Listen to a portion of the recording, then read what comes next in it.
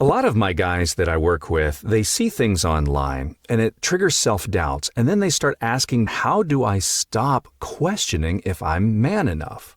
Welcome back to the Secure Husband Podcast. Bruce Abbott, certified professional coach and founder of SecureHusband.com, where I help good men stop reacting from pain and start leading with calm strength and truth. In a lot of my coaching sessions, I talk with my guys about communication. We talk about boundaries. We talk about sex. We talk about connection. One thing that we talk about a lot is identity. And sometimes these guys feel lost. And every once in a while, one will ask me, how do I stop questioning if I'm enough? If I'm man enough? If I'm husband enough? Because usually what follows is something along the lines of, she doesn't want me anymore. I feel like a failure. No matter what I do, I don't feel respected. I'm never enough as a husband, never enough as a dad. Just don't feel enough as a man. And a lot of my guys sit there and ask, what happened to me? Outside, we see the world telling us be strong, but inside we're hurt, we're lonely, we feel like we're broken. It's about identity. That's where this fear of not being man enough comes from. A lot of my guys are in situations where they feel emasculated. They feel empty. They don't feel grounded. They don't feel confident. And the message that they see is that they have to reclaim themselves, their masculinity, through bravado. But it's not bravado where you reclaim your masculinity. It's through truth and inner security. That's what real strength looks like. Integrity, a strong sense of self-worth. A recent session with one of my coaching clients came shortly after a pretty big fight he'd had with his wife. Now, this is a guy, he's in his 40s, so he's not young. He's been married for, I think, around 15 years. He's got a couple of kids. He owns his own business. From the outside, this guy looks like he's got it all together. But inside, he felt so lonely. He felt so hurt. He would say things to me like, I just don't think I'm man enough for her. And if you could see what this guy looks like, you would never expect that. But when he's talking about things with me, like she hasn't initiated sex in years, she criticizes everything. She criticizes how he talks to the kids. She criticizes how he loads the dishwasher. She criticizes how he likes to watch football on the weekends. He tried to lead spiritually, and she just rolled her eyeballs at him. He tried to lead emotionally. She just ignored him. And when he opened up to her about how lonely he felt, you know what she told him? Man up. And that can feel like a dagger right in your chest. And he was telling me, look, I try to lead, I try to help, I try to stay calm, I try to stay grounded. Everything I do feels wrong, like I'm always a disappointment. I mean, this is not just rejection. He felt emasculated, but that pain wasn't new. She was just triggering it.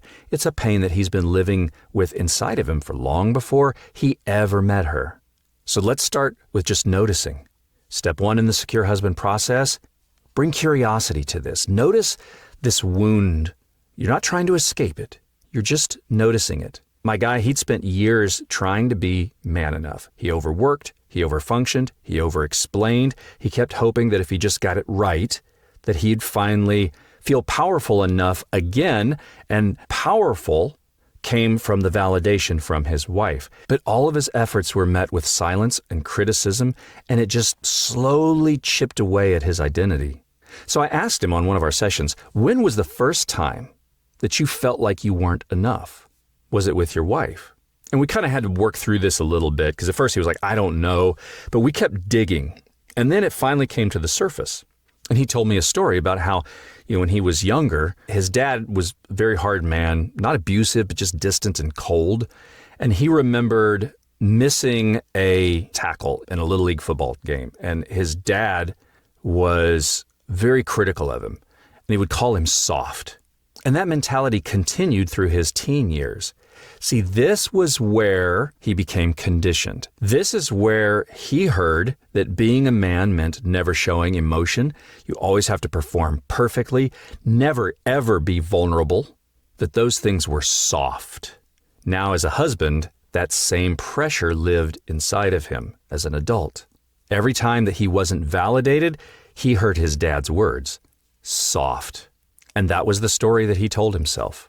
That was now his false core belief. But when we noticed this, This is where the healing starts to begin.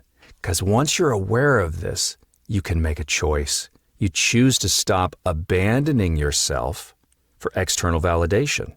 You stop abandoning yourself to earn her approval.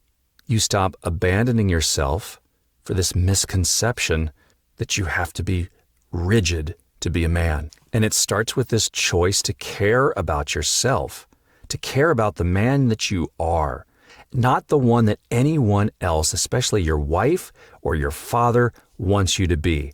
This was a brutal truth for my client because, like many guys I work with, and myself included, at one time, I completely had my identity wrapped around my wife's approval. Most of the guys I work with are in that very same situation. So when my client tells me that when she's shut down, it makes him feel worthless, but when she's happy, it makes him feel like a king, that tells you something right there. You now have completely tied your identity to her moods. So we talked about this. I asked him, okay, what would happen if you stopped performing for her and started showing up for you? Now, we had to go through several other sessions to kind of work through what that looked like. And that's part of the Secure Husband coaching. Because at first, he really didn't know how to do this. Because for years, his whole goal was win her back. But slowly over time and through the work, he began to realize that he mattered, even when she or anyone else didn't say that his emotions were valid, even when she dismissed them. And feeling those emotions, that's not soft, that's emotional strength, that he needed absolutely nobody's validation or permission to be a good man. And that's when he started honoring himself. Instead of chasing validation, he practiced self-compassion. Instead of collapsing in shame, he took up space emotionally, physically, spiritually. He stopped waiting to be man enough for her and started being the man he wanted to be, regardless of her reaction. That's powerful. But to get there, you've got to do the deep work. You've got to meet that younger part of you who thought that manhood meant being perfect. And we talked about this during one of our calls. One of his homework assignments was to sit down and visualize himself at that game. Picture himself listening to his dad's comment, soft. Then, just like you were sitting right next to a small child, in your mind, you sit down with that boy. He might have tears in his eyes, or he may be like holding it in, trying not to cry.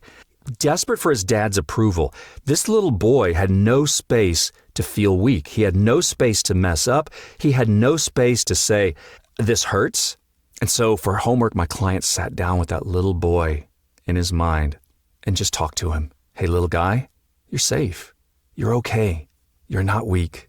It's just a game. Your dad may not understand you, but I do. And I'm here to parent you now. Because as in most circumstances like this, it could be 30 years later, but that same boy still runs the show. So we did this work over a couple of months, that regular homework of connecting to that little boy inside of you and reaching out to a divine guidance, to a higher power, whatever your belief system is. And he would talk to God through prayer, and he would ask him, what is it to be a man? Do I have to earn this? And he was able to get that feedback that you're loved unconditionally. You don't have to earn being a man. You have to show up for yourself. And that helped replace those false stories that he was telling himself with truth, with absolute truth. And that helped build his sense of worth. After we worked through this for a couple of months, and we talk about it in our sessions. So what does that little boy need to hear right now? And what he told me was, you don't have to prove anything. You already matter. And when you start to embody that, healing begins. And he realized that for decades, he'd been trying to prove his manhood to his wife, to his dad, his coworkers, his friends, himself. But now he was choosing to believe it, not because he earned it, because it was his inherently to reclaim. He needed nobody's permission to determine what being a man meant. And again, that's emotional strength. You start to emotionally trust yourself. You start feeling secure and start to understand your inherent sense of self-worth that you neglected for decades. One thing that I found interesting about this client's situation is his wife became triggered with his growth. But that's part of the process. Understanding that you can be a secure man, even if your wife doesn't celebrate it. Now, you hear me say a lot in these podcasts, oftentimes when you do this work, she'll soften. She starts to feel you more. She starts to connect because she can feel your imperfections and feel your authenticity. But sometimes the journey to get there can be kind of ugly. I'm not going to lie. And sometimes this is a tough pill to swallow. But as my client started growing, his wife did not like it. He would set a boundary. She'd get really angry. She guilted him. He stopped explaining every move that he was going to make. She accused him of being cold and distant. And this rattled him a little bit. And he even got a little frustrated with me. He said, look, I thought this work was going to make things better between us. Sometimes it does. You may have to really go through the pain and walk through the fire to become the man that you want to be. See, when a man starts truly standing in healthy masculinity, it triggers the systems that benefited from his self-abandonment. I'm not saying his wife is evil, but she was scared. She was scared of losing control. She was scared of emotional closeness. She was scared of a version of him she couldn't manipulate or guilt, which is ironic because her comment, man up, when he did, it triggered her. And that's why I reminded him, your job is not to convince her. It's to stay aligned with the man you want to be, the man that inner boy inside of you trusts, the man that your higher power and divine guidance says is true. But he stayed calm. He didn't collapse. He didn't explode. And the last time I talked to him, he actually said she seemed to feel a little bit safer. She was opening up a little bit more. Now, I asked him, are you going back to your old patterns? He's like, no, it's not because I'm becoming more agreeable and starting to people please, but we discussed it. And I think it's because he started to become more stable. He became more consistent. He became more secure. And I've got a good feeling about those guys because I think that is the man that she thought she was marrying. Now, I understand that there are situations that are toxic. This particular situation was not a toxic relationship. And I'm not negating the fact that there are some toxic relationships out there. And what I find is when men are in those situations and they still do this work, a lot of times that's when they realize that they are done tolerating the intolerable. That's why I always say this is not 100% guaranteed to save your marriage, but it is set up for you to become the man that you want to be, a man you self-respect, the man that lives from truth and authenticity and peace. And that's getting rid of those false stories that you're telling yourself and take full responsibility, radical responsibility, as I call it, for defining your manhood, for understanding what it truly means to be a man on your terms, not someone else's. I encourage you to do this. Sit down and make a list. What does man enough actually mean to you? Okay? And look at your list. How many things on that list require validation from other people? You might say being man enough means being physically strong. Okay? How does physically strong benefit you? If you're trying to get physically strong because you want to look better for your wife or other women, now you're looking at external validation. If you want to become physically strong for yourself because you want it, then now you're operating from authenticity and truth. So make a list and really get honest as you go through that list. See where you might be people-pleasing. See where you might be looking for external validation. And then notice where you are self-validating, that you want these things simply because you want them for yourself.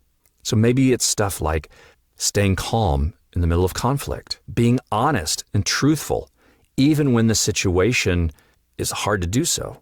Maybe you write down things like being protective but not being controlling, being emotionally present, not withdrawn or shut down, living in truth, not needing validation. So that can become your new compass. And just revisit that list And stop chasing impossible standards set by culture, the manosphere, your wife, your family, your job. Start practicing the daily habits of a grounded man. Learn to self-soothe your nervous system. Be able to breathe before you react. Own your feelings. Don't stuff them. Show up for your kids, even if you're tired and exhausted. Set boundaries. Say no without guilt. Speak truth without blaming. Each one of those choices is a brick and a foundation for you to build new self-respect. And the more you live that way, the quieter that question that you ask, am I man enough, becomes. It stops becoming a question that you ask yourself, and you start believing a truth. I am man enough. Not a question, that's a statement. And you begin understanding that I am a man who doesn't question my worth, because I'm now rooted in who I am, and I understand it, I believe it, I embody it. I get a lot of comments in my coaching sessions of guys that used to think that being a man meant being hard, unshakable. It's not. It's being true. It's being authentic. Because many times I see guys, it's a performance. The stoicism, it's a performance. But if you're putting on a performance, you're still looking for external validation. So you get to a point where you're not trying to earn your worth anymore. You know your worth. It doesn't make you arrogant, doesn't make you a jerk. It makes you peaceful. It makes you grounded. You stop apologizing for your strength. You stop shrinking for your wife's comfort or anyone else's validation. You stop questioning if you're good enough because now you believe it. See, and when you believe that, that's going to change how you stand and you speak and you show up in the room. Whether your wife ever acknowledges that or not, you will know it, and that is enough.